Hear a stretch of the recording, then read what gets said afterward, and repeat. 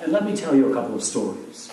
Your servant has killed both a lion and a bear, and this uncircumcised Philistine will be like one of them, because he has defied the armies of the living God. The Lord who rescued me from the paw of the lion and the paw of the bear will surely rescue me from the hand of this Philistine. How did David know that? And why was he the only one who knew it? Why was there no one else in all of the armies of Israel, including the king himself, that had not come to this place?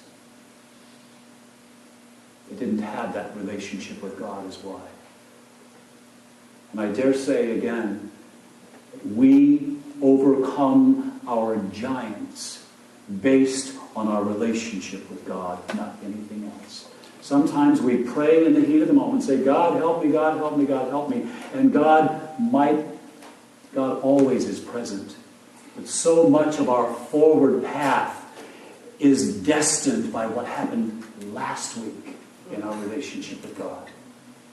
Not that God isn't present in every single trial and every single moment of our faith, but trials and tribulation and giants are partly there to instill a greater faith than we have, so we will become greater men and women of faith and be able to trust Him for the next giant that is down the road, because there will be one. Saul said, "Okay, David, go, and the Lord be with you." I would imagine he probably said, "Go ahead and go, and dear God, I hope God's with you." Because he might have been thinking, and he's such a great harvest, and I'm going to have to find another one now, because Goliath's going to eat him for lunch.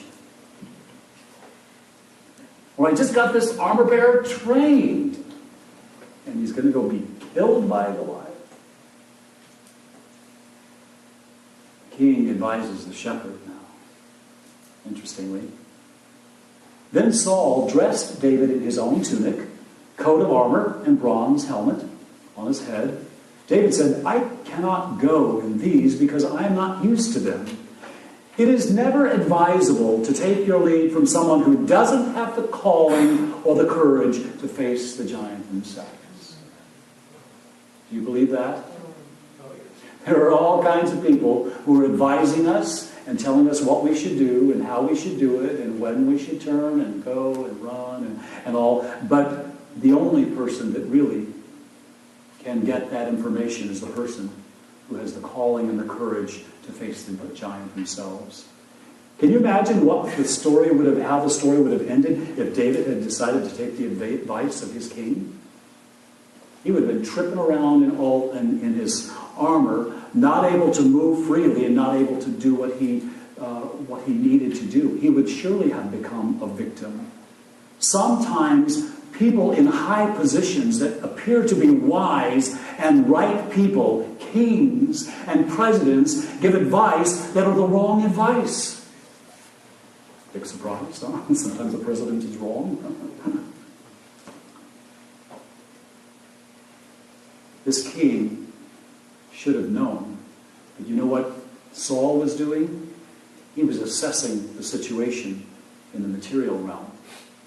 He was saying, here's Goliath, here's David. Armor, bronze helmet, spear. David, we've got to kind of get you more like this, otherwise you're going to be killed. But we all know that would have been the worst thing that would have happened for David. Don't take your advice from people who don't have the calling or the courage to face the giant themselves. Saul was afraid, like everyone else. Verse 17 goes on to say, "Then he took his staff in his hand, David, chose 5 smooth stones from the stream, put them in the pouch of his shepherd's bag, and with his sling in his hand, approached the Philistine." This is kind of where the rubber meets the road, wouldn't you say? I wonder what was going through his mind. I wonder if there was a little tremble in his voice. Meanwhile, the Philistine, with his shield bare in front of him, kept coming closer to David. He looked David over and saw that he was little more than a boy, glowing with health and handsome, and he despised him. And he said to David, "Am I a dog that you come at me with sticks?" And the Philistine cursed David by his gods. "Come here," he said, "and I'll give your flesh to the birds and the wild animals."